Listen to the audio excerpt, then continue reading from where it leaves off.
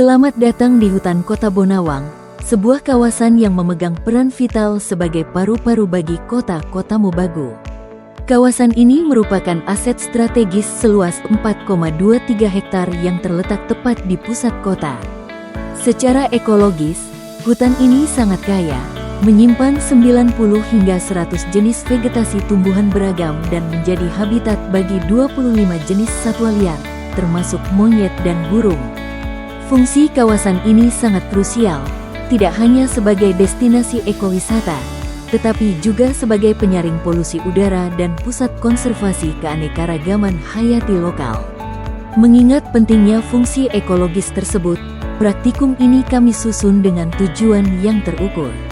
Pertama, mengidentifikasi secara langsung jenis-jenis flora dan fauna yang eksis di hutan Kota Bonawang. Kedua, menerapkan metode pengukuran keanekaragaman hayati secara ilmiah menggunakan indeks Shannon-Wiener dan Simpson.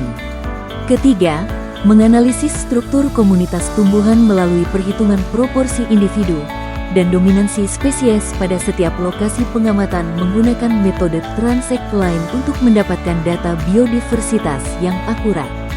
Dan keempat, mengevaluasi kestabilan dan kompleksitas komunitas vegetasi berdasarkan nilai indeks ekologis. Pendekatan yang digunakan adalah metode transect line. Teknik ini melibatkan penarikan garis imajiner sepanjang 50 hingga 100 meter melalui habitat representatif untuk mencatat spesies tumbuhan yang teramati. Analisis data kami didasarkan pada dua indeks ekologi utama. Pertama, indeks Shannon-Wiener. Indeks ini mengukur kekayaan dan pemerataan spesies. Nilai indeks Shannon-Wiener di atas 3 menunjukkan keanekaragaman tinggi, sementara di bawah 1 menunjukkan keanekaragaman rendah. Kedua, indeks Simpson. Indeks ini sensitif terhadap dominansi spesies tertentu. Nilai indeks Simpson yang mendekati 0 justru menunjukkan keanekaragaman yang tinggi karena tidak ada spesies tunggal yang mendominasi secara berlebihan. Instrumen penelitian yang digunakan meliputi meteran 50 meter atau tali transect dan patok untuk penanda jalur. Peralatan pendukung mencakup GPS dan kompas untuk navigasi, kamera untuk dokumentasi, buku identifikasi, serta alat tulis untuk pencatatan data.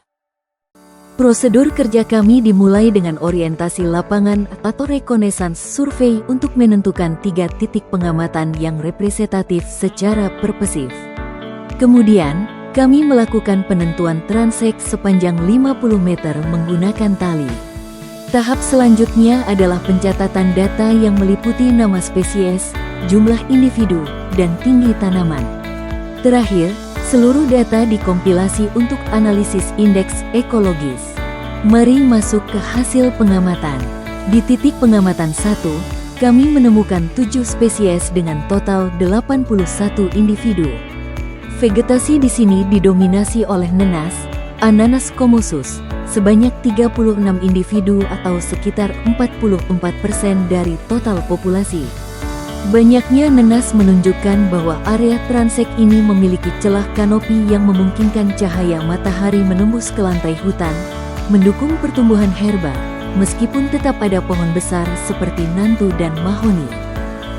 Berbeda dengan titik pertama, titik pengamatan 2 menunjukkan struktur komunitas yang paling sederhana. Di sini, kami hanya menemukan 3 spesies flora, nantu, mahoni, dan nenas.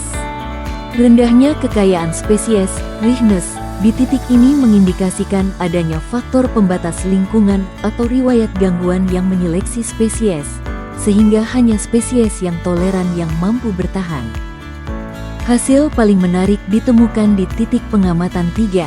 Area ini memiliki biodiversitas tertinggi dengan 11 spesies dan total 80 individu.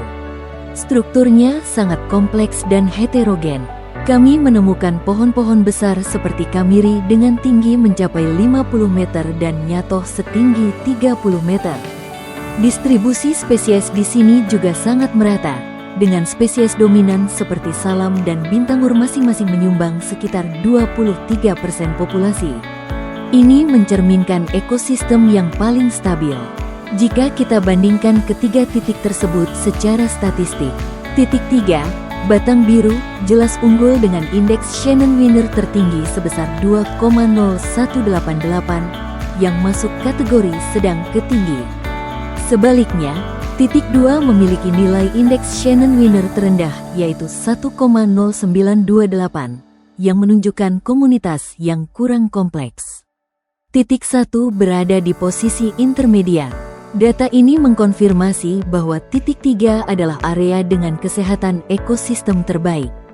Titik 3 juga menunjukkan nilai Simpson tertinggi, D sama dengan 0,8375, diikuti titik 1, D sama dengan 0,7020, dan titik 2, D sama dengan 0,6627.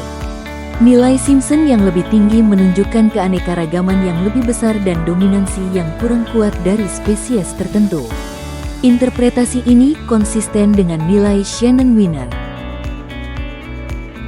Keanekaragaman di hutan Bonawang juga terlihat dari struktur vertikal atau stratifikasinya.